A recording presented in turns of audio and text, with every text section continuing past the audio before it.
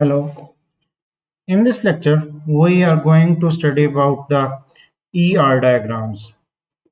ER diagrams are basically the entity relationship diagram, and the ER diagrams help us understand the database design through visualization. So we can actually see that how would our database look like after the implementation. So I would guide you to draw the ER diagrams using the draw.io tool, and I'll be using Mermaid and UML plant for building the ER diagram, and I'll also guide you to do it manually. So now let's start from discussing the components and definition of the ER diagrams. ER diagram is basically a visual blueprint of a database. Blueprint is actually the map of the system. So, like which I have told you about, that it is actually the map of the entire database, and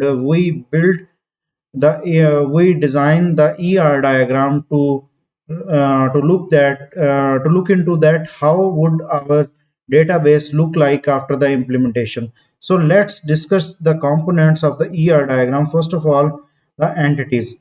Entities are basically the tables or objects in the system. So let me tell you that we are actually discussing the relational database. Relational databases are actually the the type of data which we can accommodate in tables and columns. So each row in the table is called a tuple, and each column in the table is called an attribute. So now the attributes are basically the properties or columns of each entity. So this entire table is an object. So this object is basically the table, and the relationships are the connection between the entities, the connection between the table. So we will tell by using the ER diagrams that how tables would interact with each other. And at the last, cardinality is how many of each relationships. So now let me explain all of this with the help of university analogy. So think of a university database as a library catalog system. In the library catalog system, we have entities, attributes, relationships, and cardinality. And let me map everything into the perspective of ER diagrams. So first of all, entities are the major sections of the libraries, like books, authors, borrowers. So books are actually the data inside the library, and authors are the database administrator, and borrowers who access that data. So let's talk about the attributes now. Attributes are the details about each section, like the section of physics books, the section of mathematics books, the section of computer science books. So each book and each section has a title, and each book is authored by some person, and every book has an author name and the due date. The borrower borrowed the book, and he has a date due to return that book. So now the relationships are actually the sections connect. A borrower borrows a book, so it is actually depicting the association between one entity to an other entity. And finally, the cardinality is basically how many, like one borrower can borrow many books. So like the Mr. Abbas can borrow 10 books from the library. So, just as an architect draws a blueprint before building a house, database designers draw an ER diagram before building a database. So, whenever you're going to build a house, you give a blueprint of that house to the constructors. So, now let's talk about why these ER diagrams important. First of all, the planning perspective.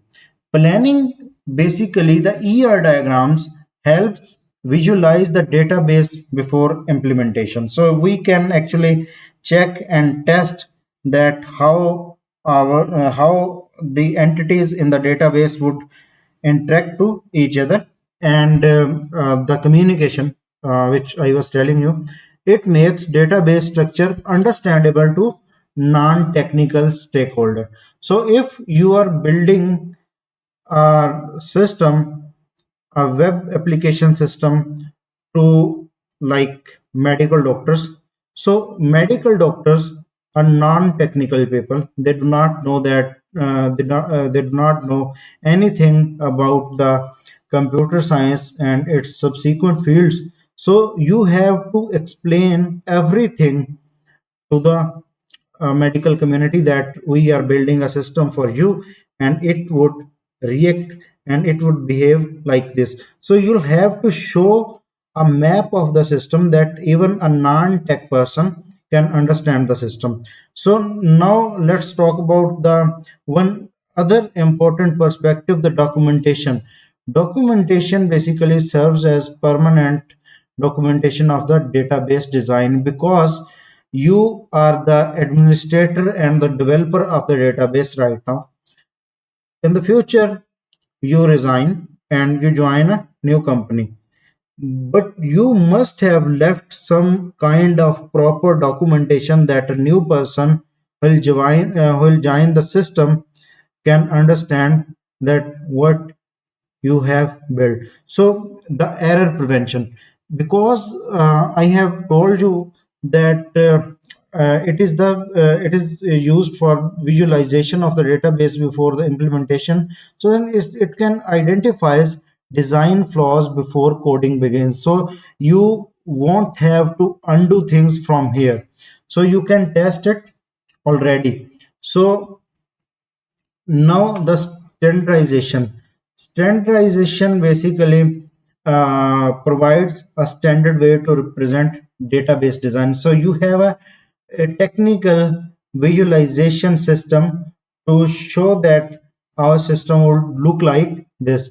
So now we would move further. So we'll discuss the part 2 in upcoming video. So stay connected.